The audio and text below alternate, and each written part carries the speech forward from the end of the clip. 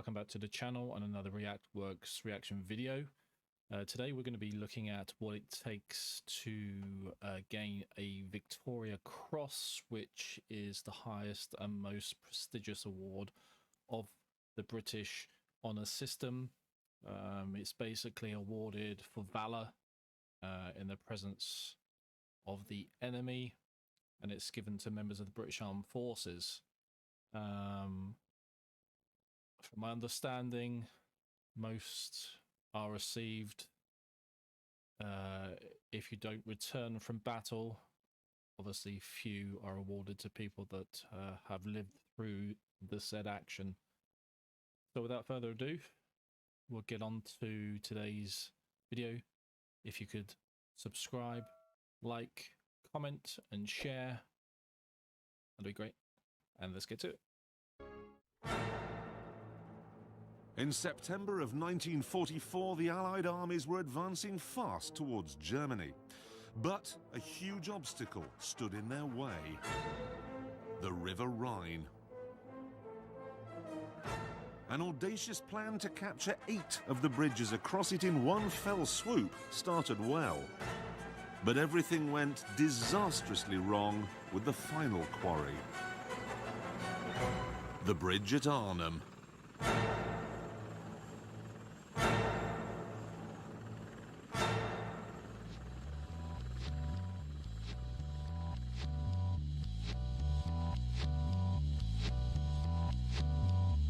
"12,000 airborne troops came by glider and parachute to fight for the bridge.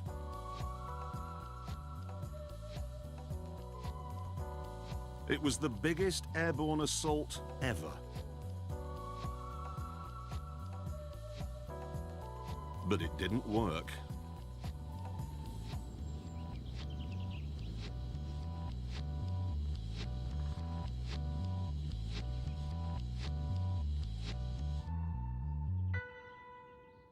In fact, it would turn out to be one of the biggest disasters in the entire war.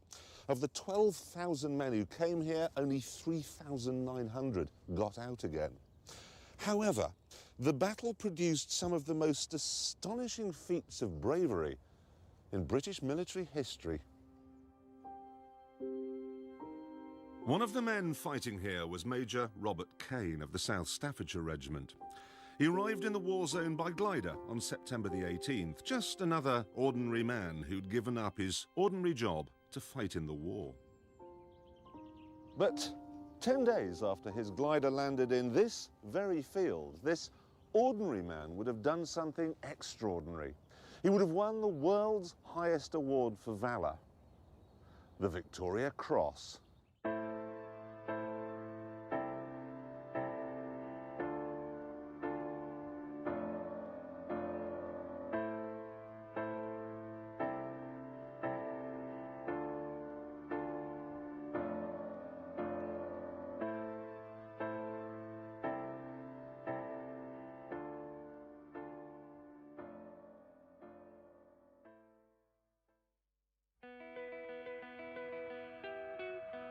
It is almost impossible to win a VC.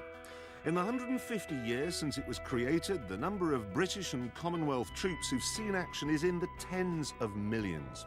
But only 1,351 of them have been awarded the Victoria. I would imagine that it's a lot more than tens of millions that have taken part in action for in the wars over the years. So, I mean, I know obviously this is a few years old now, but yeah. Crazy to imagine the amount of men and also women that have fought for their country and died over these hundreds of thousands of years. It's quite scary, really. Cross. The chances of surviving a VC action are just 1 in 10, but if you do survive, the medal can never be taken away from you. You can go to the gallows wearing it. And no matter how many letters you have after your name, VC always comes first. The VC, to my mind, has a place above all other national awards. It is the highest regarded award for gallantry People have it in their minds that the Victoria Cross is something special, and anybody who's got the Victoria Cross must be somebody special. And they're right. I could have centred this programme on any VC winner. All of them are remarkable. But the most special for me is this man, Robert Kane. This then is his story, but it's also the story of the medal that he won. In official speak, the military say the Victoria Cross is awarded only for gallantry of the highest order. But what does that mean? Well, let me give you a typical example. This is the story of Lieutenant Ferdinand West, an RAF pilot who won his VC in the First World War. On August the 10th, 1918, West was flying his biplane far over the enemy lines when he was attacked by 7 German aircraft. At the start of the fight, one of his legs was blown off by an explosion. You just said 7, right? I'm not hearing things. He just said 7.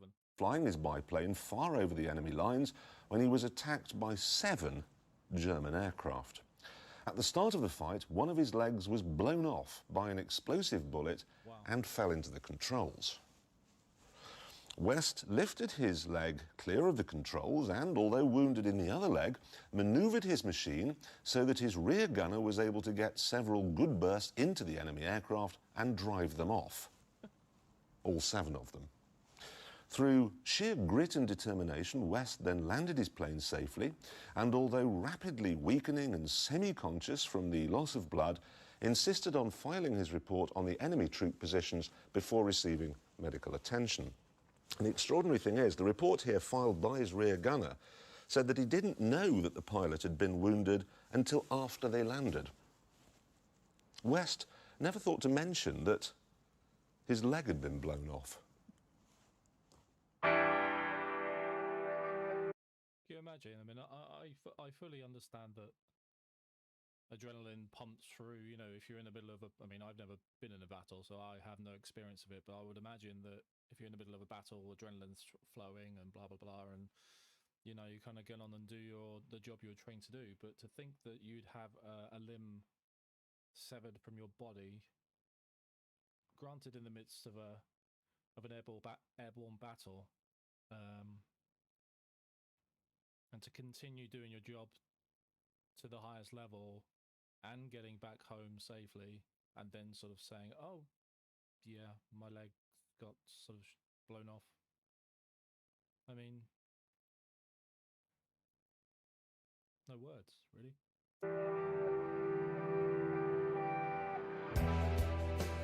The story of the VC began 150 years ago when Britain was in the thick of another empire-building dust-up, the Crimean War.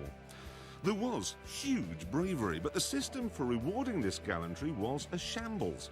The medals that did exist were only for officers of a certain rank. There was nothing for the common man. Sometimes an ordinary soldier would be mentioned in dispatches, but that was no good because army commanders tended to list everyone who'd taken part. It was a bit like passing your chartered accountancy exams today. You get your name in the paper, but so does everyone else. The Crimean conflict, however, saw the advent of a new weapon to fight the cause of the foot soldier, the war correspondent. One of them was William Howard Russell from the Times. His stories from the front line meant that for the first time, people back home could read accounts about the immense bravery of the bloke next door.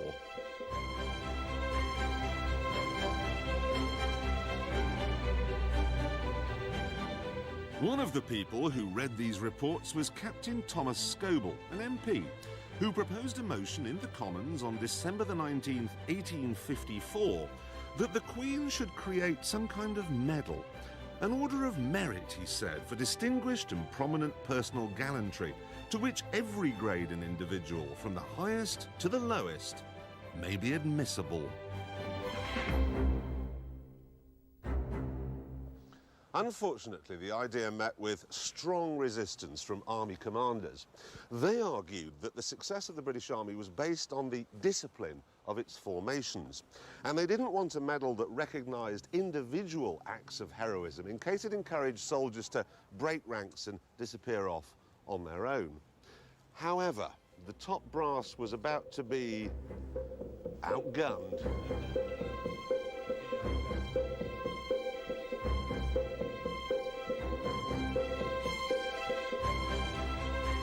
Queen Victoria and Prince Albert saw the sense of Scobell's idea and told the War Office to come up with a plan.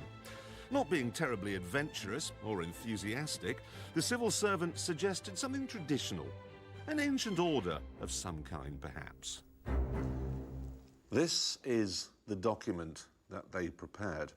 And as you can see from the notes and the squiggles put on it by Prince Albert, he was less than impressed.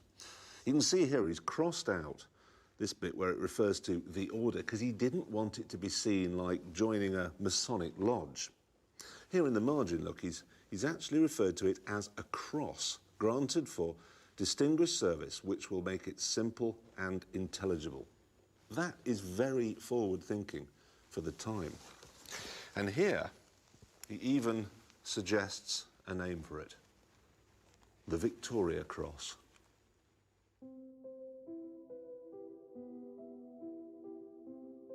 Nearly 100 years after Prince Albert wrote those words, Major Robert Kane was preparing to go into battle at Arnhem.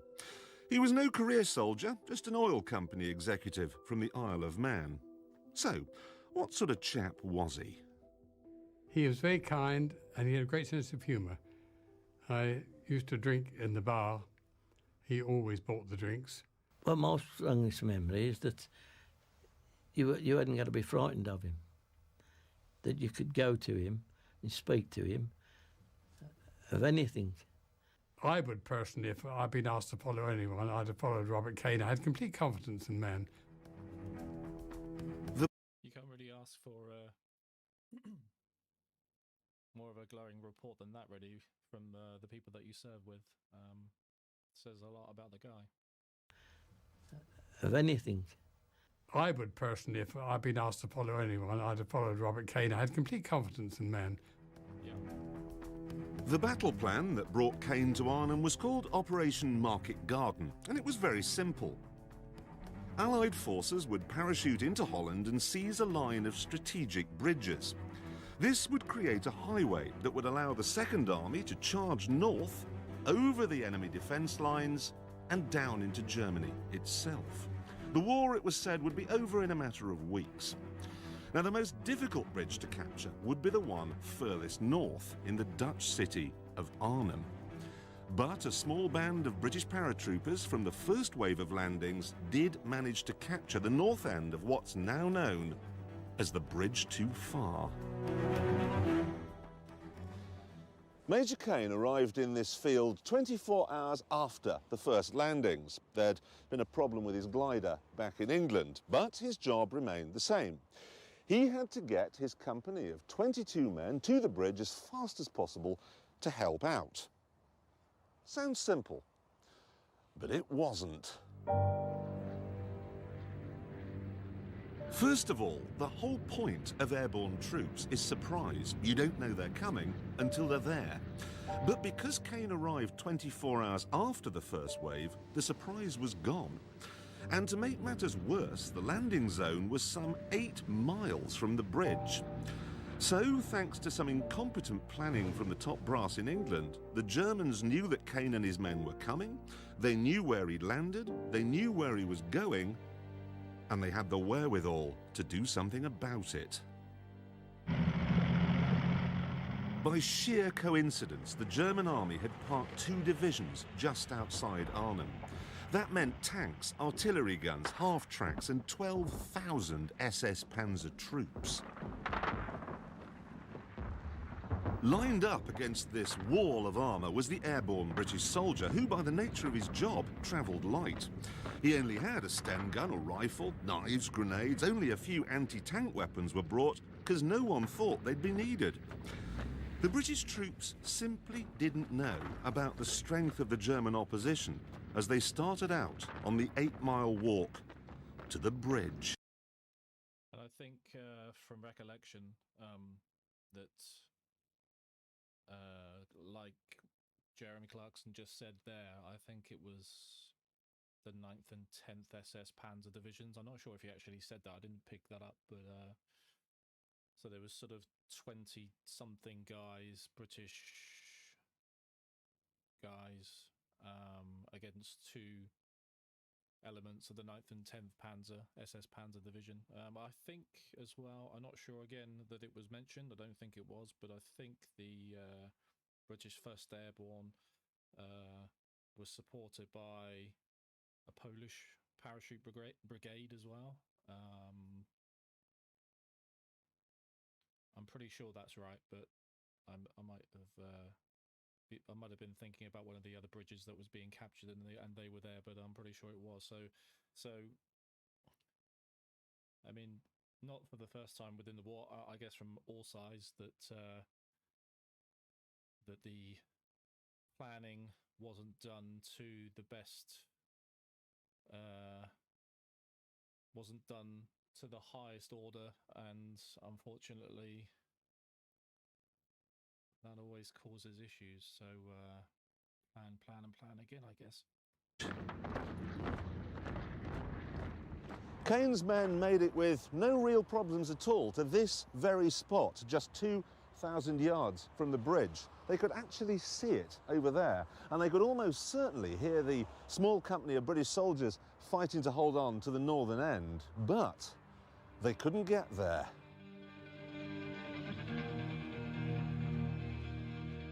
The Germans had had all the time in the world to get ready, and they were ready.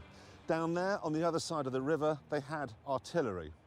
On the other side, up there behind that modern building, there's a piece of high ground. They'd put mortars on that. Dead ahead were tanks and infantry. In desperation, some of the British tried to run down this bank, but there were more tanks and more infantry down there on the lower road. This was the perfect place for an ambush. The British had walked right into it, and they were slaughtered.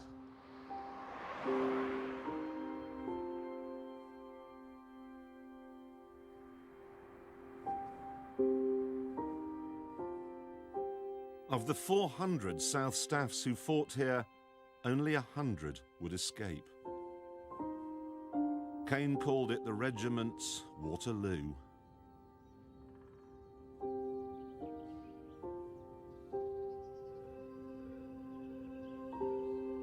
Two of his close friends were among the casualties, and in his diary he wrote, "For the first time since childhood, tears sprang in my eyes. I turned away, swallowing hard, and with rage in my heart." It must have been a savage kind of rage, because on his way back down this road for more ammunition, he ran into a party of 5 Germans. And even though he was alone, he opened up with his Bren gun and killed all of them. Later on, the easygoing married father of 2 wrote of the killings, "I cannot describe the surge of dreadful, unholy joy which I felt." When he got back, the battle scenes were horrific. He wrote, "We passed Taffy Williams, a grand little Welshman and one of my originals. Only his head and face were untouched. The rest of him was unrecognisable." And so, with his company decimated, Kane was ordered to retreat. He'd bagged 5 Germans single-handed, but that made him a soldier, not a hero. There was still no hint that this man would win a Victoria Cross.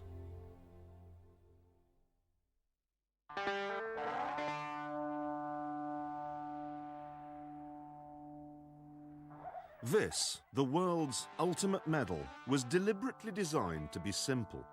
In fact, when it was unveiled in 1857, the critics were horrified.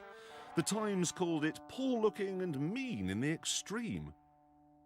People were used to medals like chandeliers, as big and as glitzy as firework night.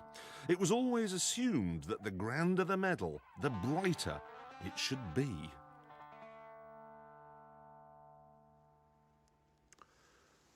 This is the actual prototype. of the VC, made to Prince Albert's specifications, a simple cross.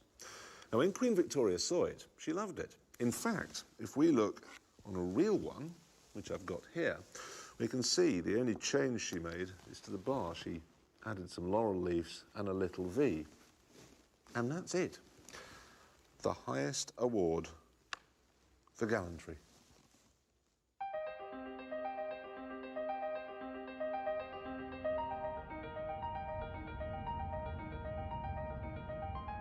Strangely, the metal from which all VCs are made is not kept at the Palace or under the Bank of England. It's to be found here, at an army supply base near Telford in Shropshire.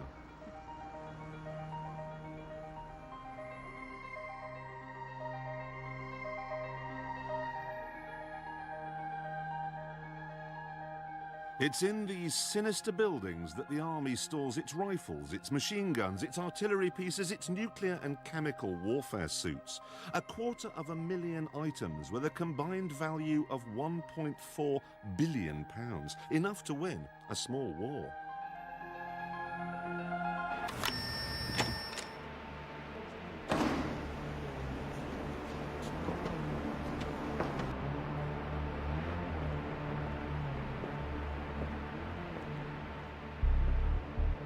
Bear in mind that what you're looking at here is just one aisle.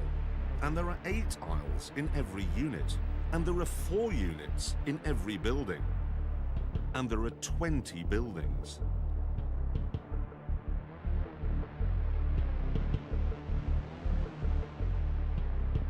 The security is fearsome.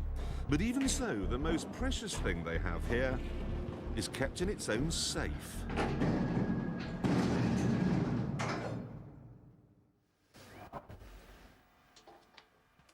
A safe with its own alarm and its own all-seeing CCTV camera.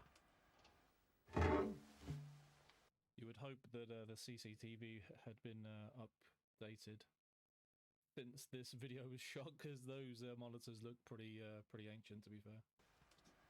This is it. It's a lump of bronze from a Chinese-made cannon that was captured from the Russians at Sevastopol in the Crimean War. And it's from this lump of metal that all Victoria Crosses are made. Now, you'd expect the delicate job of creating a VC to be handled by a household name like Garrard's or Asprey. But no. Every time a new batch of medals is needed, a slice is peeled from the original lump and taken by military escort to a tiny jeweller's in London's Burlington Arcade. Hancocks have made the medal since the day it was created, and it's always given their craftsmen a bit of a headache. It's made of very insignificant, valueless metal. The metal itself is, I suppose the right word is unstable. It's not nice metal, like pure copper or pure silver or pure gold or even pure bronze. It comes, as most people seem to know, from cannons which were captured. So it's already been used once, and the more often you use it, the less stable it becomes. Down in the vaults of this jeweller's you will find 7 VCs, the last of a batch that was cast over 30 years ago. They're all unengraved. They're all waiting for an owner. All VCs are going to look alike, but what makes them unique, of course, is the information on the back, the engraving of the man's name and regiment and the date. And until they are issued, they are literally valueless. 1942, 3, 4, that sort of time, Hancocks were charging £1.10, £1.50 in our modern language, to each of the services. And now a VC which may have cost those sorts of sums in 1943 could well be worth on the market £150,000 to £200,000. It does actually become priceless once it's been issued, because it can be identified for a particular man on a particular day in a particular action. I think that one VC, I think at auction, fetched £400,000. I'm not sure what that is in dollars. 650,000 maybe. I don't know off the top of my head. And there's also a collection by Lord Ashcroft, which has been collected since '86. And I think it contains over 1/10 of all of the VCs awarded.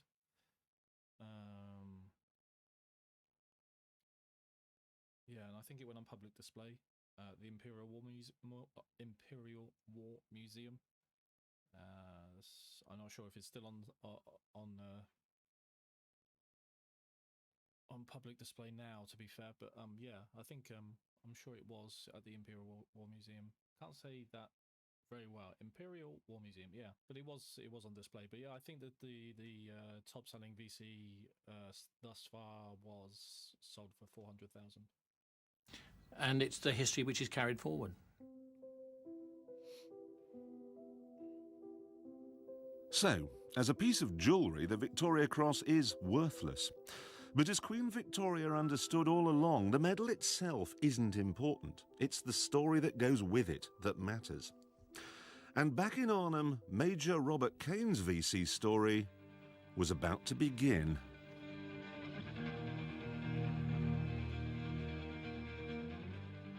Despite the losses suffered by Kane and the South Staffs in the German ambush earlier that day, the British still saw this as a setback rather than a defeat.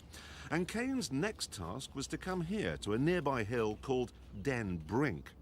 His orders were to seize the hill, hold it, and use the high ground to provide covering fire. Kane made it to the high ground, no problem at all, but he and his men couldn't dig protective trenches because, unsurprisingly, the whole area was crisscrossed with tree roots. Look, they're everywhere, and all they had were these pathetic little trenching tools. So, they were completely exposed when the tanks came.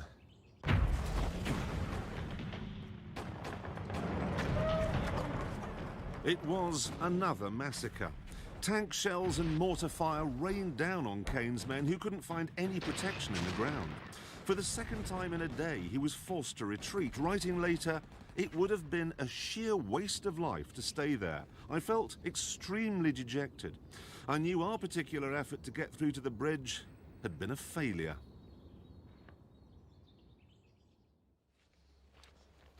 Kane took 100 men to the top of that ridge, but when he came down 90 minutes later, 40 of them were gone. Now, he says he was dejected, but eyewitnesses say he was anything but. They say he was bloody angry. Robert Kane, the affable man who bought the drinks in the bar, had now become an angry warrior. So is anger the fuel which stokes the fire of a VC winner? Many VCs are won in the heat of the moment, and undoubtedly the adrenaline gets going and inspires people, but their emotions will come up to the top, and anger is likely to be one of them because it will. They've been seeing their own people being killed, but I believe very firmly that a VC winner has complete focus on the job in hand. And he may have these emotions, but he's got them under control. Anger without being under control is a useless emotion to have. But anger controlled and directed towards defeating the enemy is a most effective weapon. This man is a classic example. In November 1965, Ram Bahadur Limbu, a Lance Corporal in the Gurkhas, was fighting in the Indonesian War. During one battle, he ran across 60 yards of open ground, completely exposed to a hail of murderous machine gun fire, so he could rescue a wounded soldier. It seemed to onlookers like a suicidal run the first time, but then he did it all over again to come back with a second soldier. And then again for a third time to retrieve their Bren gun, which he used to charge down and kill the enemy. He won his Victoria Cross in just 20 minutes and afterwards said that it was the anger of seeing his friends wounded that had driven him on.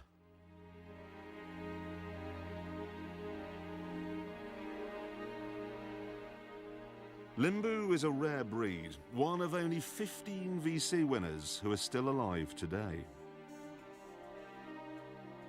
They've all faced death in its most horrendous way, or most obvious way, and they've cheated death, and they don't have to prove anything to anybody.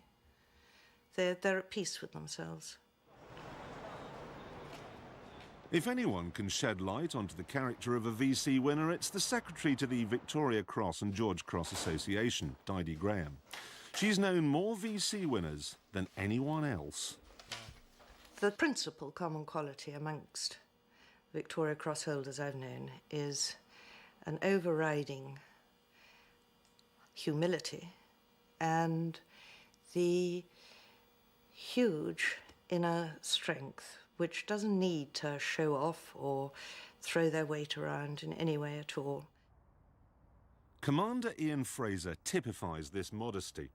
In 1945, he and his crew piloted a midget submarine through 80 miles of mined waters in their mission to blow up the Japanese cruiser Takao. In order to sink it, they had to place their explosives right under its keel, but the operation went wrong when the tide went out and the 13,000-ton cruiser settled onto the tiny submarine, pinning it to the sea bed.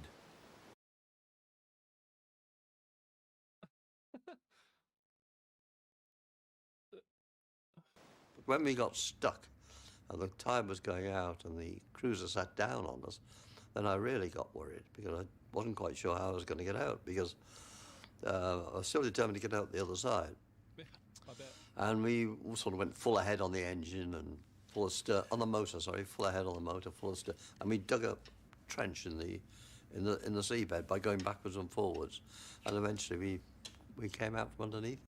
Wow, that's some seriously good thinking, isn't it? You know, imagine being pinned on the seabed, and obviously the movement forward and backwards, creating a ditch, a hole underneath or whatever, and then you could just slip underneath the boat. That's pretty outstanding, really. Wow. Fraser and his crew did manage to blow up the cruiser and escape, and it's yet another amazing VC story. But he doesn't see it that way. It always appeared to me that I was doing something that I'd been trained to do. I mean, I'd worked for months with this team of people that I had in the boat, 12 of them all together, only 4 in the boat at any one time. And we'd work for months on attacking ships, sticking limpet mines on things. Then you go and do it in an action, and they give you a VC for doing it. It all seemed, it always seems a bit odd to me. I think the overriding feeling, thoughts that I get from having listened to people that have received the Victoria Cross in sort of different TV shows or online or whatever, is the fact that they don't think that they've done anything outstanding, which I think just goes to show what type of person they must have been in time of war, away from their heroics and helping to save lives, their friends and their comrades. It's just amazing that they don't see that they did anything that was brave or different to everybody else. I'm sure there are thousands and thousands, hundreds of thousands of people that have been through war that have done things and they haven't sort of been rewarded, if you like, with a medal to sort of say well done, but they're so gracious and it's just so lovely. I've never come across a Victoria Cross holder who said that they felt that they definitely did earn that award. Another common characteristic is that they all seem to show a sense of responsibility. There's an interesting statistic with the VCs, which is that 75% of them were the responsible child of an early widowed mother. Oh, wow. Or the responsible child in a large family. So it means that they spent the whole of their childhood looking after their siblings or their mother. Wow. So they're used to looking after other people and not thinking of themselves. I was feeling probably more for my soldiers than anything else, you know. I was just there. I was a secondary thing to the whole thing, and I was upset that I was losing soldiers, and the enemy was shooting my wounded. In 1969, during the Vietnam War, Warrant Officer Keith Payne was leading a company of trainee soldiers when they were attacked and routed by massively superior Viet Cong forces. Separated from his fellow officers and wounded, Payne went behind enemy lines time and time again to rescue as many of his raw recruits as he could. That night, he saved the lives of 40 men. I felt that it was my responsibility to get my soldiers out of that situation and not ask anybody else to go and do it. So VC winners do seem to have some things in common, a responsibility for others and a temper perhaps. But does that mean they're all the same? Does that mean there's a type? Well, the truth is it's almost impossible to say. It could be something in the water. There's one street in Canada that's provided us with 3 winners. It could be something in the blood. 4 times it's been won by people whose brothers had already won it, and 3 times by people whose fathers had already won it. It's been won by rogues, scoundrels, introverts, extroverts, aristocrats. You probably think you don't have it in you to win one, but you probably do. Once people do meet us, we're just ordinary people. They know we're ordinary people, and we're, you know, shave and all the rest of the things that people do. But I think they also recognise the fact that we've been tested and stood up to the test. In Holland in 1944, Major Robert Kane had been tested twice, but worse was to come. This was the picture at Arnhem. 40 miles to the south, the Second Army, seen here in red, was bogged down. And with reinforcements unable to get through, the men holding the north end of the bridge were soon to surrender. Kane and the remaining airborne troops were ordered to pull back 3 miles west to the village of Oosterbeek. A horseshoe of defences was then erected in the hope of holding off the Germans until the Second Army could break through. So, picture the scene. Try to put yourself in the head of someone who was here that day. You were part of the largest airborne assault ever, but your mission has been a complete failure. That's the first thing. You were supposed to have been here 2 days, but you've been here for 4. You landed with 12,000 men, but at this point only 3,900 are left. So it's almost certain that you've watched close friends get killed. You've been fighting pretty much non-stop for those last 4 days, so it's unlikely you've had any sleep. You've no food. You're low on ammunition, and the Germans have cut off the water supply to the village that you're holed up in. And there's no way out of the village because you're surrounded on all sides by tanks and artillery and mortars and flamethrowers and 6,000 German troops. And then someone gets a radio working, and you find out that the Second Army, which was supposed to have been here 2 days earlier, is still 5 days away. Imagine how that must have felt. That sense of desolation and isolation, that sense of, well, we're going to die here. To make matters even worse, the RAF was dropping vital supplies of food and ammunition at prearranged landing zones, not realising they'd been overrun by Germans.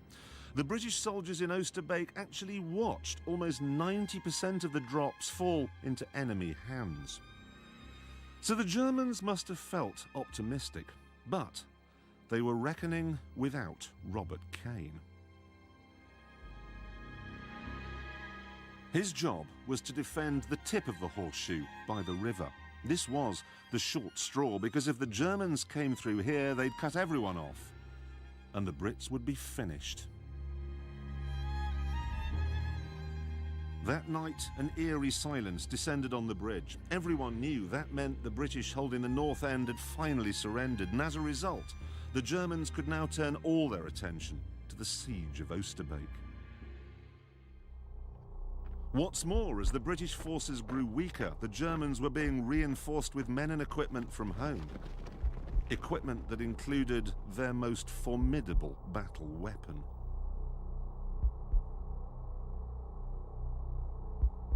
There's one big tank.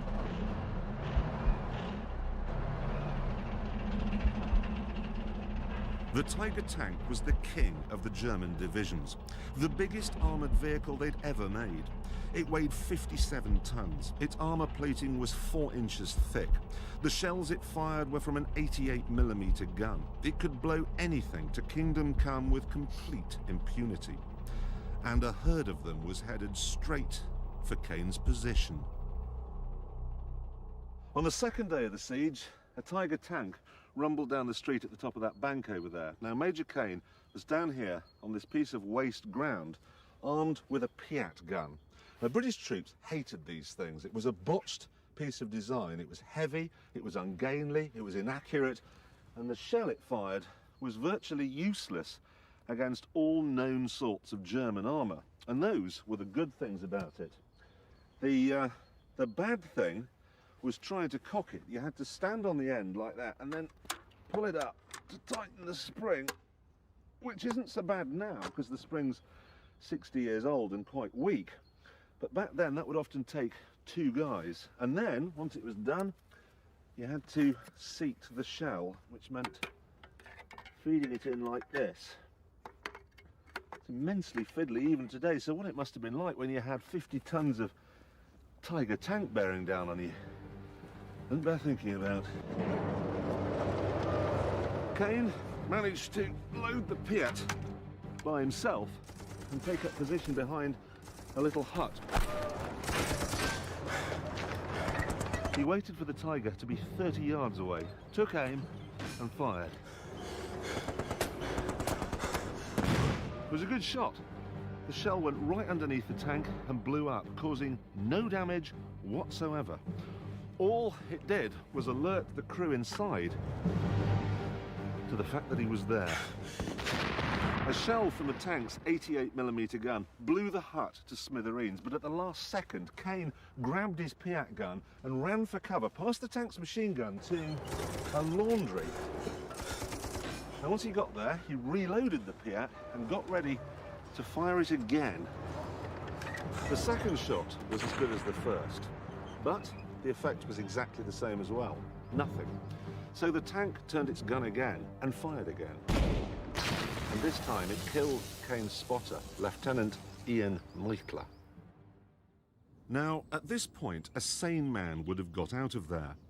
But you've got to remember, Kane had lost 100 of his men by this stage. He wasn't in the mood for getting out. I think, if I remember rightly, at this particular point in the battle, because this one is, as was just said, his spotter was killed, and I don't think it was actually a Tiger tank that he was engaging with. I think it was a Stug 3. I think that's how you pronounce it. So I think that's not quite accurate, but I mean the action was accurate, but I think it was a Stug instead of a Tiger, but I may be wrong. So, as the dust cleared, no one could quite believe their eyes, because he was lying in completely open ground, facing down a Tiger tank. I was close enough to see exactly what happened. I think he altered his position to kneeling, and we can see in the distance a tank. I was absolutely certain he was going to die there. Kept on shouting, "Load, load," and firing at the tank. He fired for a third time, and this time his shell hit the Tiger's only Achilles heel. He blew one of its tracks off, immobilizing it. And you could see the track of the tank come away and lob on its sides. Kane had no time to celebrate, though, because almost immediately another tiger rolled into view on the road up there. He dived behind the wall of the laundry again, reloaded his Piat again, and then stepped out to take a shot at it. But he pulled the trigger a fraction of a second too soon. So the shell clipped the wall of the laundry and blew up just a few feet in front of his face. There was a flash, and he immediately fell over. And it was horrifying. When I got to him, his face was black, but totally black, and with little spots of blood all the way around. What, 30, 40, 50, whatever it was.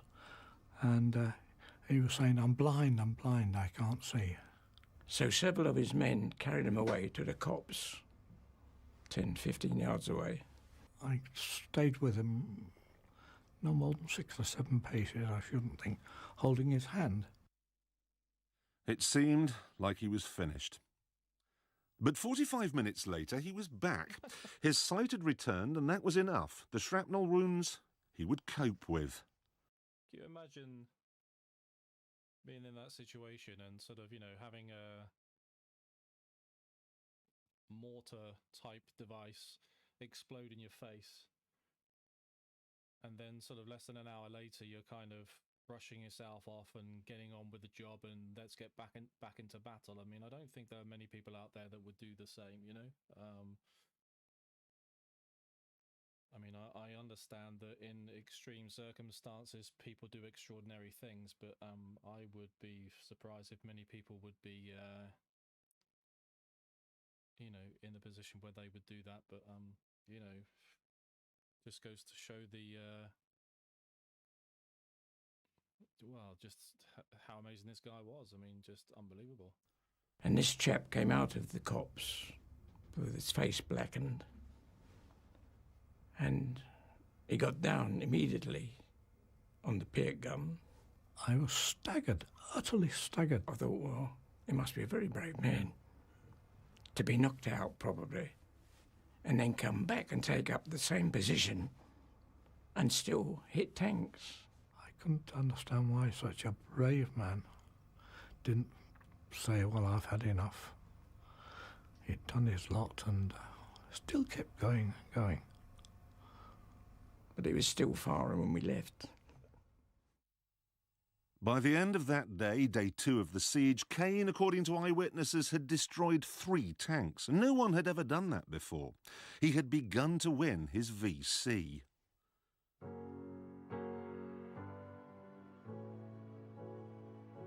This lump of bronze is only big enough to produce 80 more medals. But there's no need to panic about it running out just yet, because over the years it's become harder and harder to win a Victoria Cross. In the early days, simply whirling your sword at a heathen was often enough, but that changed toward the end of the First World War, and the figures back this up.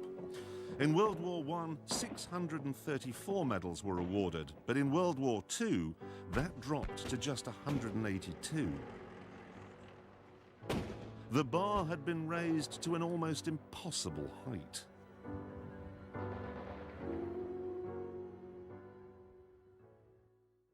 During the Arnhem Battle, a glider pilot called Lieutenant Mike Dauncey found himself defending a sector very close to where Robert Kane was. Here's the report. It says the position was continually attacked by superior forces of enemy tanks and infantry. On 3 occasions, the enemy overran the sector, necessitating a counterattack. Dauncey led each sortie with such determination that the positions were regained with heavy loss to the enemy. In the face of heavy small arms and mortar fire, he personally attacked machine gun posts with complete disregard for his own safety. The next day, the Germans attacked again with tanks and self-propelled guns. This time, Dauncey lost the sight of one eye. In spite of the pain, though, he refused to be evacuated. And then on the next day, they came back with tanks again. His men withdrew, and he was left alone, facing down a tank. He threw a gammon bomb through its hatch and blew it up. Now, for this, he was recommended for a VC, but they turned him down. That's how hard it had become to win one. Since the end of the Second World War to the present day, only 11 VCs have been won, and this creates a problem. The fewer VC winners there are, the greater the burden of living in its spotlight. I'd sooner have back with me the pals, my buddies, my comrades back with me, rather than any medal. In 1951, Private William Speakman was part of a battalion of the Black Watch Regiment defending a hilltop in Korea.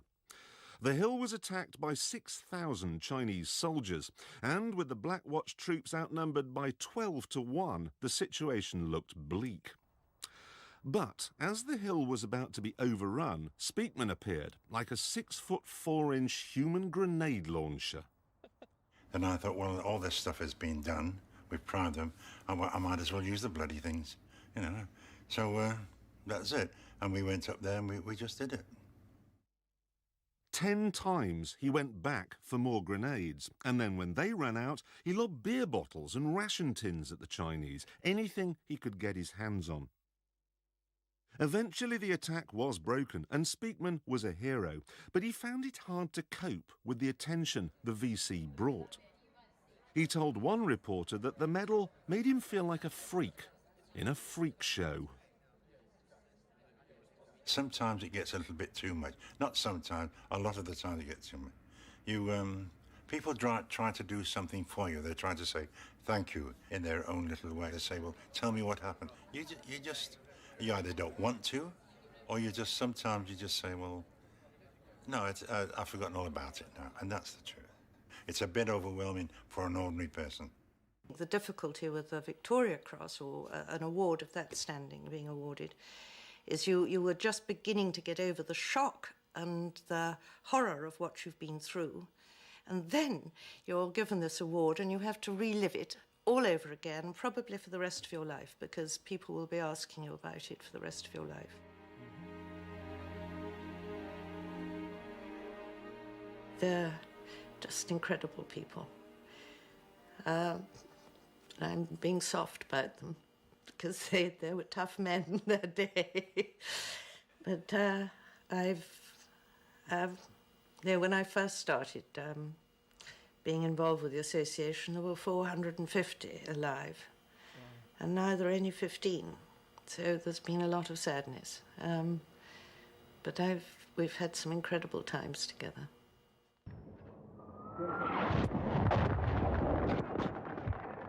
The last two VCs, both posthumous, were won in the Falklands War 21 years ago. And the reason it's been such a long time is quite straightforward. Modern warfare with remote-control weapon systems arguably separates you from the enemy in a way that hasn't happened in past wars.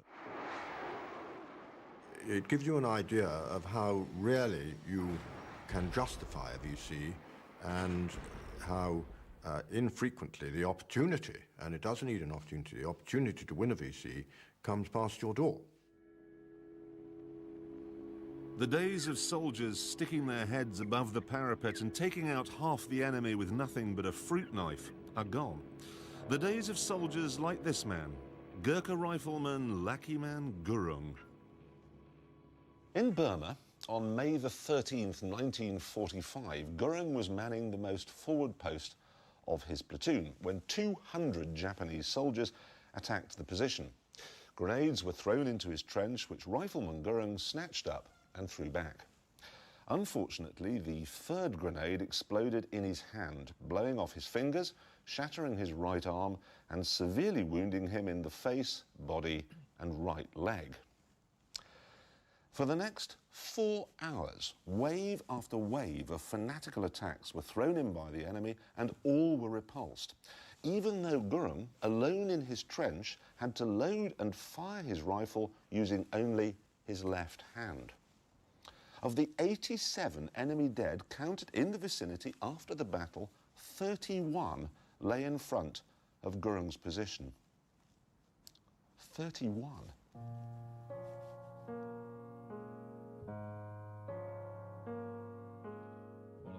So, is the greatest medal in the world in danger of becoming extinct? Will those 7 in the safe at Hancock's Jewellers ever be engraved? I think it would be quite wrong to say that there will never be an opportunity for a Victoria Cross to be won in future warfare. There will be opportunities. There will always be personal braveries in an intensive operation, a long drawn-out operation, that deserves that reward. There would be certainly plenty in this generation who would be candidates for being awarded a Victoria Cross. Courage isn't lost from mankind. It's just the circumstances. Back on the banks of the Rhine, Major Robert Kane was into the third day of the siege of Oosterbeek, and the Germans had changed their tactics. Possibly fed up with losing so many tanks, they decided to batter the British into submission with constant shelling and mortar fire.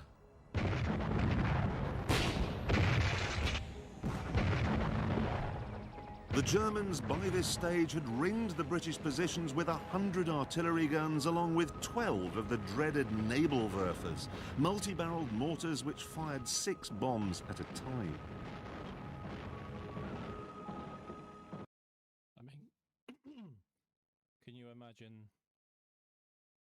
Well, you can't imagine, but being in the middle of that, I mean,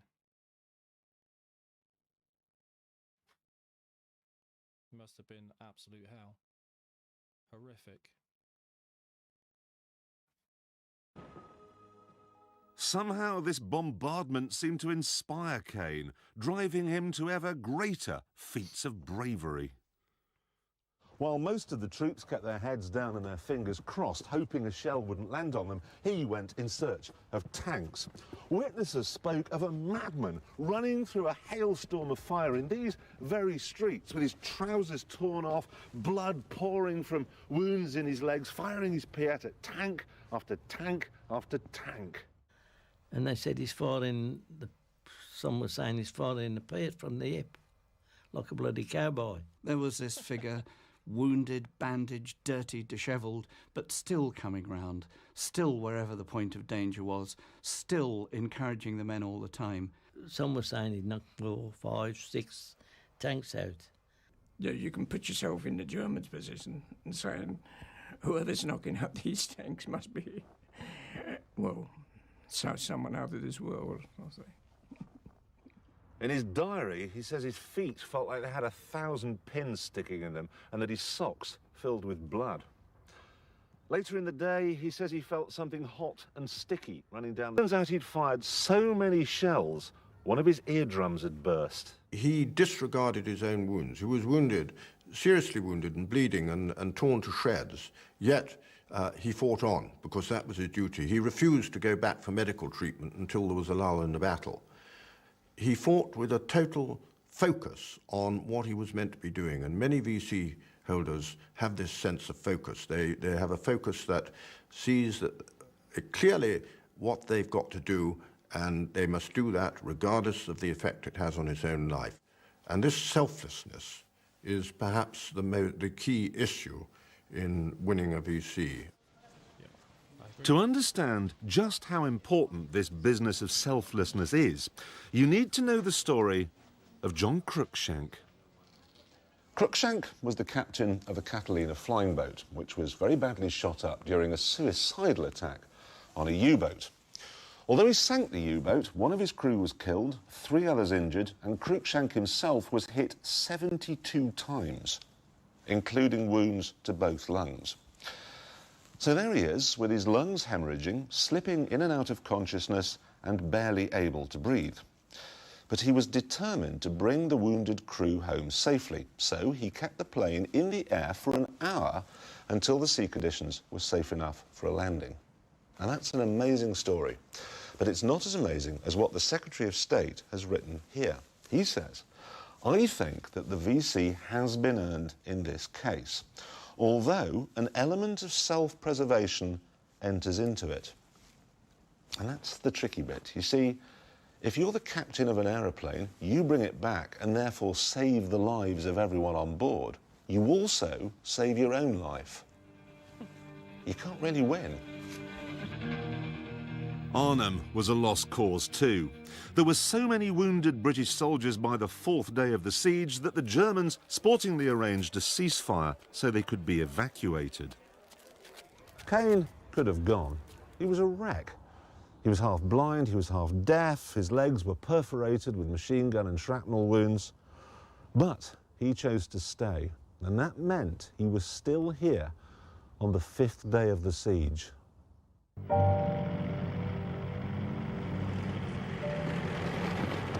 This, in the Germans' eyes, was doomsday, the day when they'd mount their biggest push. They threw everything at the British: tanks, artillery, flamethrowers, mortars, the lot. The British had arrived in Arnhem with supplies for 3 days. This was their 9th and the 5th in the hell of Oosterbeek. It was shaping up to be the shortest firefight in history. But Major Kane had other ideas.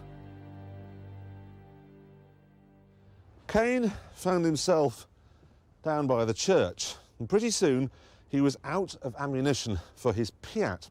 So he switched to a mortar like this. Now, the idea of a mortar is that you jam it into the ground, you drop the shell into the tube, it fires up in the air and lands on the German positions. But the Germans were so close that he was firing it like this, like a normal gun. Now, imagine what that must have looked like from a German's point of view. This man with his trousers blown off, caked in blood, with sticky stuff coming down the side of his face, firing a mortar horizontally at you. It must have been unnerving. Yeah. In Kane's VC citation, it says of the events of that day, by a skillful use of this weapon and his daring leadership of the few men still under his command, he completely demoralised the enemy, who, after an engagement lasting more than 3 hours, withdrew in disorder. Robert Kane had turned the tide in the battle, and this is another vital factor in winning a Victoria Cross. Your actions have to create a ripple effect. They have to help save the day. On the Monday, it was the final day of the battle, and the Germans, that was 9th SS Panzer Division, have been trying since the Friday to break Major Kane's block, because that was the key to cutting us off from the whole division off from the river, and we would have been finished. We all knew that. I mean, it was obvious to us all. But he made sure that they didn't get through, to his great credit. His action had tremendous impact on the troops as a whole, and probably helped them keep their resolve and help win the battle out of proportion to the size of his own personal command. It was the most wonderful example to everyone. A major firing at tanks is something you don't hear of, really. We all wanted to emulate him, of course, which we tried to do to our best ability.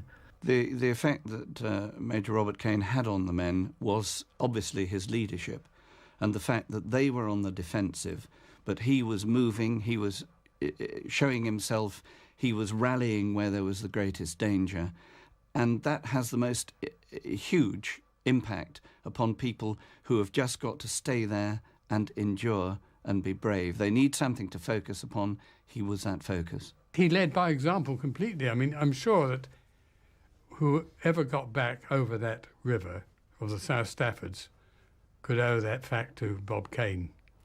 Nobody else, because it was his example that rallied them. His bravery was suicidal and utterly selfless. His tank-killing antics rallied the troops, beat off the enemy, and helped keep the defences at Oosterbeek intact. These were the reasons why this man won a Victoria Cross. And not just any VC either. According to his commanding officer, Lieutenant Colonel Derek McCarty, it was the finest Victoria Cross of the whole war. After the Germans withdrew, the British, out of ammo, food and ideas, and knowing by this stage that the Second Army wasn't coming, silently crossed the river at night to safety. Kane knew they were retreating, but he didn't want to look beaten. When they were in utter defeat by the river, withdrawing over the river, the battle was lost. He found a razor, and somehow he shaved, so that at least he would go back looking respectable and like an officer above his men. Amazing man. Definitely an officer of the British Army, that's for sure. I mean, I can't speak obviously for other countries, but for sure, in the First and Second World War, if you were an officer in the British Army, then looking your best was a must. Kane was awarded his Victoria Cross at Buckingham Palace on the 2nd of November 1944, the first Manxman ever to get one. Just to, sorry to keep cutting in, but a Manxman, if you're not sure what it means, he's from the Isle of Man, which is between England and Ireland. There's a small island between the Republic of Ireland and England. It's closer to England, but it's called the Isle of Man, and they call people that are from there Manx men and women. But like many other VC winners, he was never very comfortable with all the ballyhoo and fuss. Oh, there we go, Isle of Man, there we go. Kane was the only one of 5 VC winners at Arnhem who lived to tell the tale. Not that he would tell the tale, of course. VC winners rarely do. And that's a pity, because Kane's tale is one of how many more young men, how many more teenage soldiers might have died had he not fought quite so ferociously.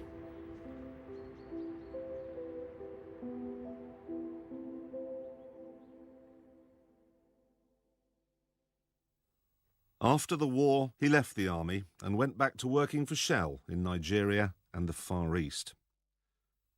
He died of cancer in 1974. Sadly, that meant I never met him, which is a shame for 2 reasons. Firstly, because I'm absolutely fascinated by VC winners, and secondly, because I'm married to his daughter. She didn't even know he'd won a Victoria Cross until after he'd died. He never thought to mention it.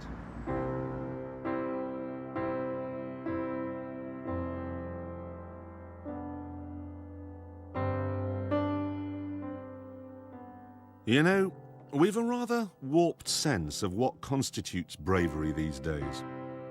I mean, even David Beckham is called a hero for scoring a penalty. But when you look at VC winners and hear their stories, well, enough said.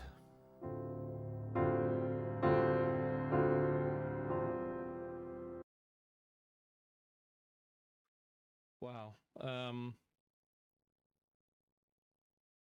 Quite something, really, if you think about it.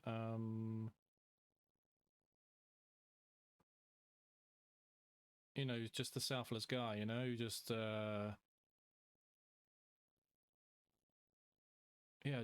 he didn't think of himself at all, and obviously he just wanted the best for his men, and yeah, just an insanely nice guy. I just wanted to bring it up whilst I'm on the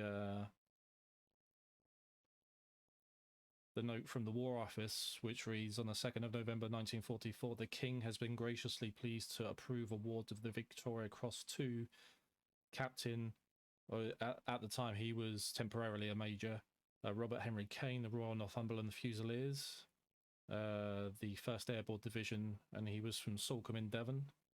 Beautiful place, beautiful part of the world. If you've ever been to, if you've never been to Salcombe in Devon, highly recommend it.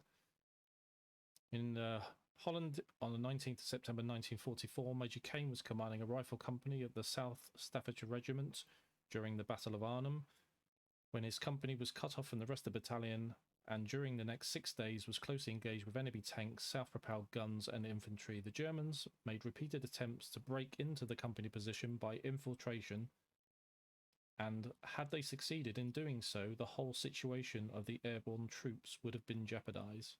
Major Kane, by his outstanding devotion to duty and remarkable powers of leadership, was to a large extent personally responsible for saving a vital sector from falling into the hands of the enemy.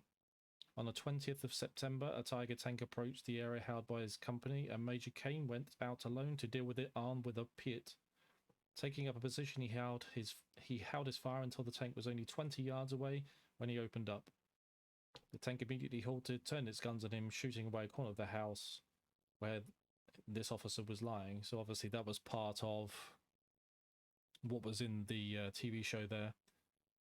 In the next morning, this officer drove off 3 more tanks by the fearless use of his peers, on each occasion leaving cover and taking up position in open ground with complete disregard for his personal safety.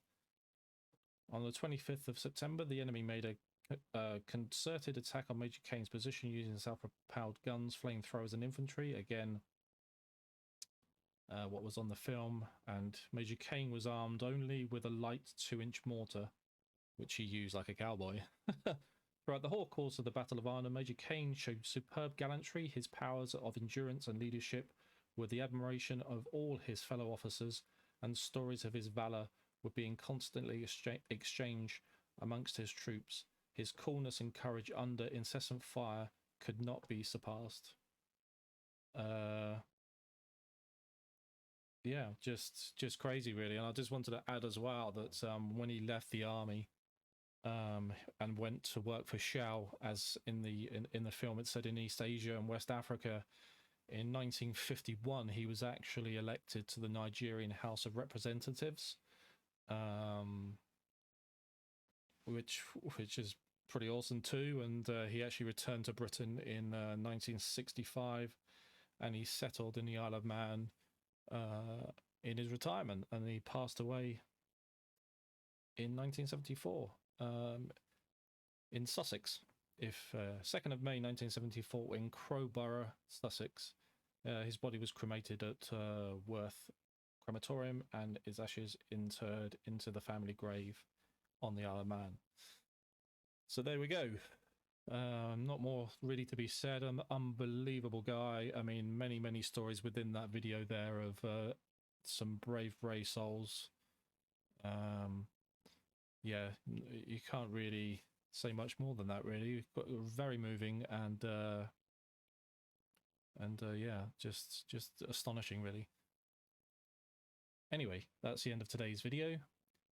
Hopefully you enjoyed it. If you did, please do give me the thumbs up, comment and subscribe, and I will see you very soon in the next video. Have a great day. Take care.